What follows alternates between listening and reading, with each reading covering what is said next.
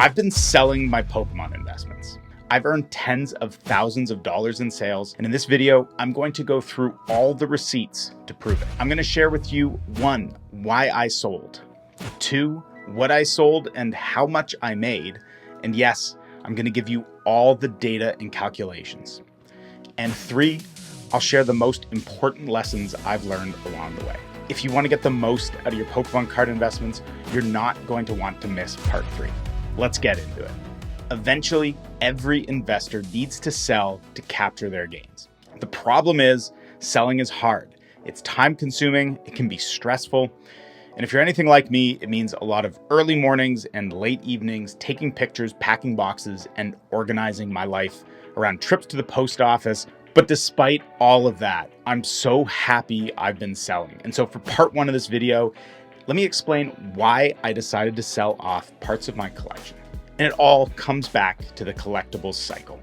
Look, if you've been following me for a while, you know collectibles markets rise and fall in waves over time. This is the cycle of boom and bust that we see repeat over and over again in all kinds of collectibles markets. In the Pokemon card market alone, we just need to look at the market booms in 2016, 2020, and now 2024 and into 2025. Since that 2016 boom, we've had a booming Pokemon card market every 4 years. And after the market booms, it has always corrected back down before building up momentum into the next market boom. And this is the collectibles cycle. Discovering the collectibles cycle framework has completely transformed how I view collectibles investing. And one of my strongest and most important takeaways is simple. When the market is booming, you sell into the hype.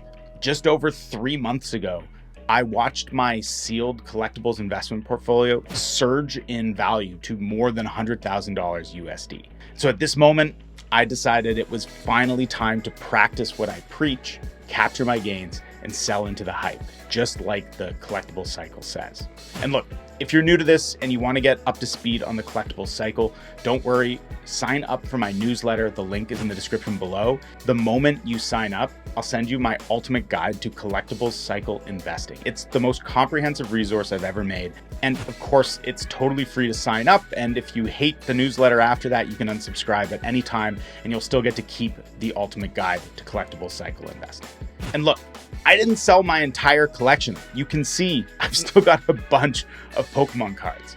But the reality is I had been buying all kinds of sealed product over the last 5 years, specifically as an investment. I was determined to take advantage of the current market and capture the gains that I've earned by risking my money on these crazy Pokemon card investments. But now you understand why I sold. The next step is to look at what I chose to sell and what I actually made on each of these investments. We're going deep into the numbers. So here are the hard facts, the exact amount of money I made selling my Pokemon card investments. Now, keep in mind, all of these figures are in Canadian dollars because I am Canadian. In total, I sold $23,235 of Pokemon.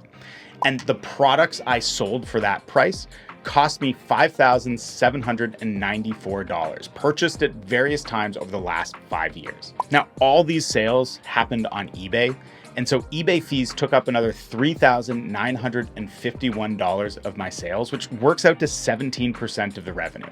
So my actual earnings at the end was $19,283.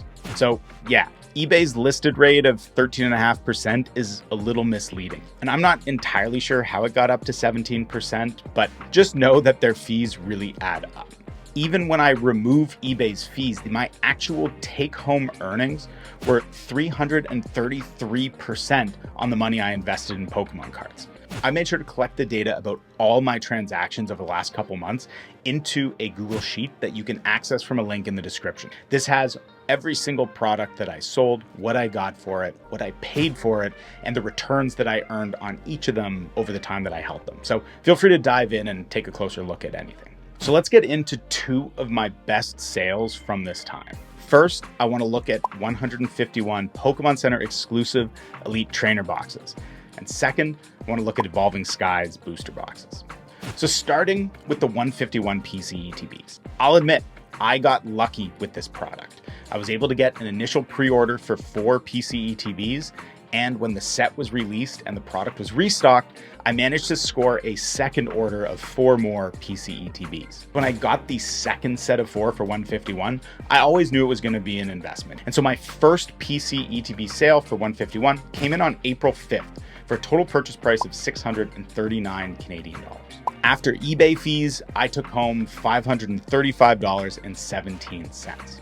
In terms of the purchase price, including the tax and shipping to buy from Pokémon Center in Canada, it cost me $90.96 per PC ETB, which means that my gross return on this purchase was an insane 588%. And I haven't even held it that long. Compounded annually, that equates to 275% a year. This is insane.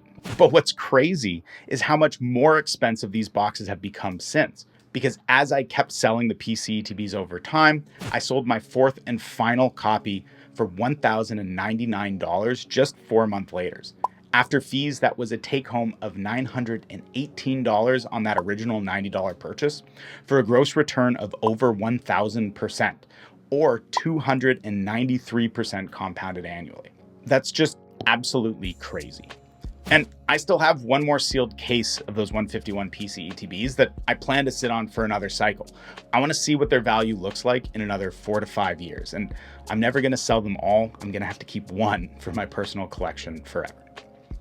Okay, that was just the first. Let's move on to Evolving Skies booster boxes. Because in total, I have owned 9 Evolving Skies booster boxes. But as the product that has appreciated the most since I got back into Pokemon in 2020, I've sold off 5 of those booster boxes to raise money for other purchases. For example, I sold one in order to buy a bunch of 151 Japanese booster boxes. But the 5th sale of Evolving Skies booster boxes happened in the last couple months. It was in June, and I sold it for $2,200 Canadian. Net of fees, that was $1,827 in my pocket. Now, what's crazy, when I dug into my receipts, I got this box for a crazy price back in late 2021. At that time, Pokemon was beginning to correct from the 2020 boom, and all kinds of Sword and Shield booster boxes were as cheap as they'd ever get. I scored this Evolving Skies booster box for 127 Canadian dollars, earning me a gross return of 1,434% on this sale. But because I've been holding since late 2021, which is a lot longer than my 151 PC ETBs, when we break this out into a compounded annual return, it's actually only 112% per year. But this sale demonstrates how crazy these kinds of compounded returns can be when they're maintained over a long enough time. Now, those were 2 of my top performing investments over the last 5 years.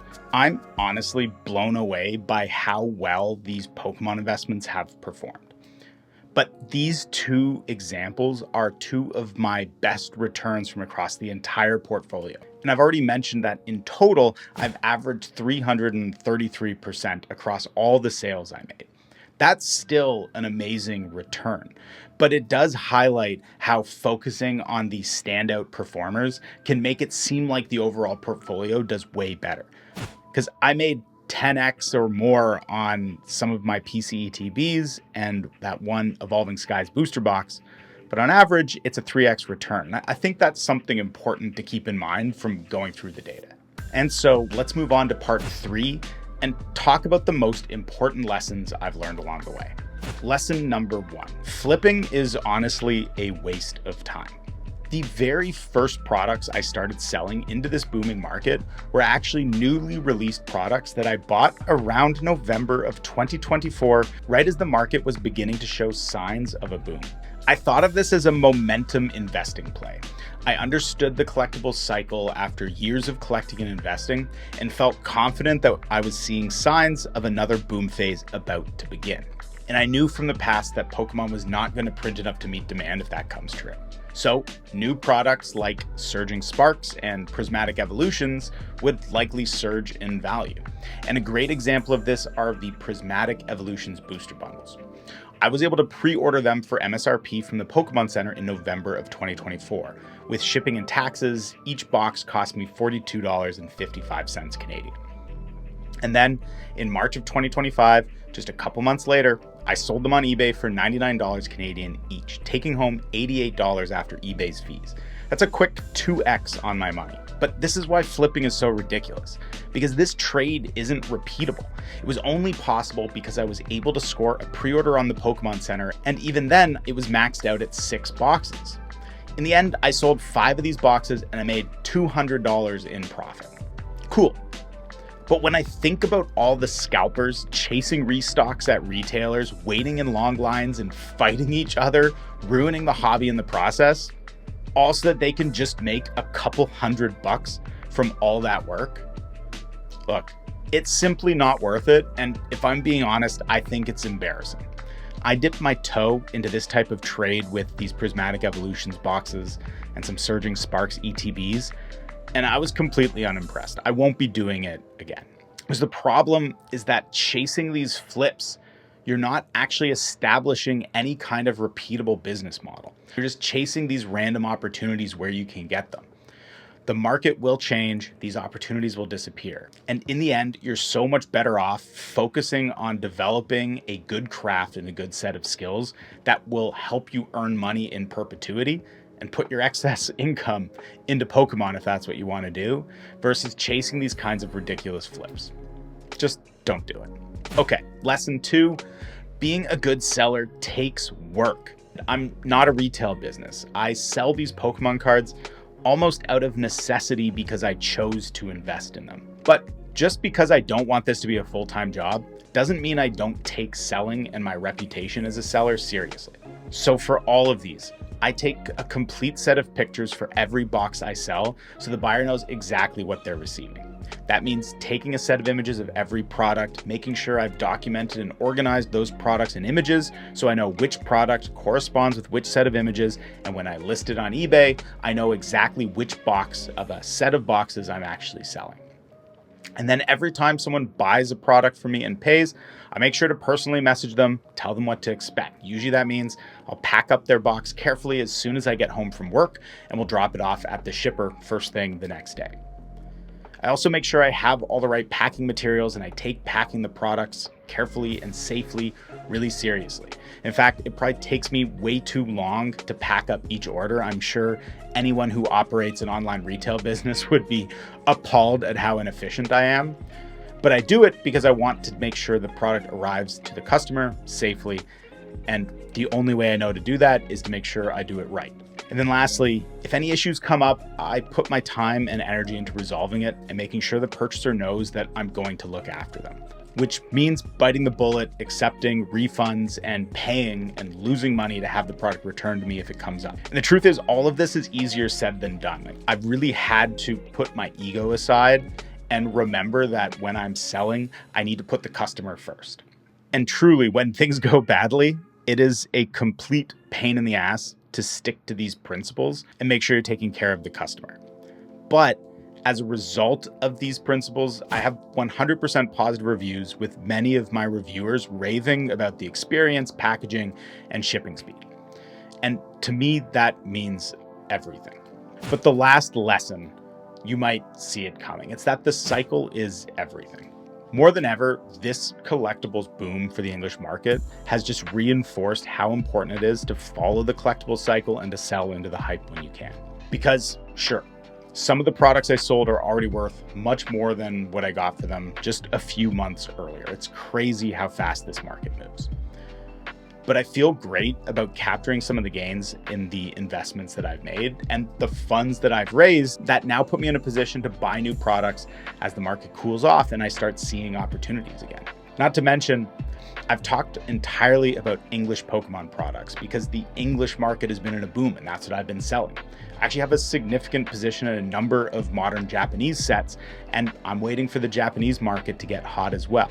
Based on the collectible cycle, I think the Japanese market is warming up, but only time will tell. And buying products when the market is not booming and selling when the market is booming is just collectible cycle investing 101. This is now the foundation of my strategy, and that's why I've made this video to talk about it.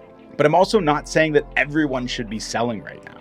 Maybe you've built your positions more recently and not enough time has passed. The products aren't expensive enough yet. Or maybe you just want to hold out longer and see what the market looks like in another 4 or 5 years or more. There's nothing wrong with taking that long-term perspective.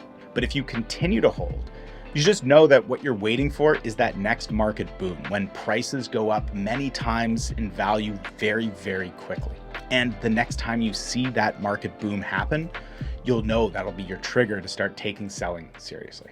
So this has been my first video in a while. If you've been following me and you've been wondering where I am, the truth is I just couldn't let my content schedule get in the way of selling into the hype during this boom phase. So all of these sales did come at the cost of making it harder for me to create videos over the past few months. But hopefully this data and the lessons that I provide will be helpful and maybe help guide you in your purchasing and sales of your own Pokemon collections. And of course, don't forget to like the video and subscribe if you enjoyed this and you like this kind of Pokemon analysis. And don't forget to sign up for my newsletter and receive my ultimate guide to collectible cycle investing if you haven't already. Again, it's completely free. You'll get the guide immediately when you confirm your subscription, and you can unsubscribe at any time if you hate it. And as always, thank you so much for tuning in to the TCG Buyers Club. My name's Gray, I buy cardboard, and I'm on a mission to make collecting and investing in Pokemon simple.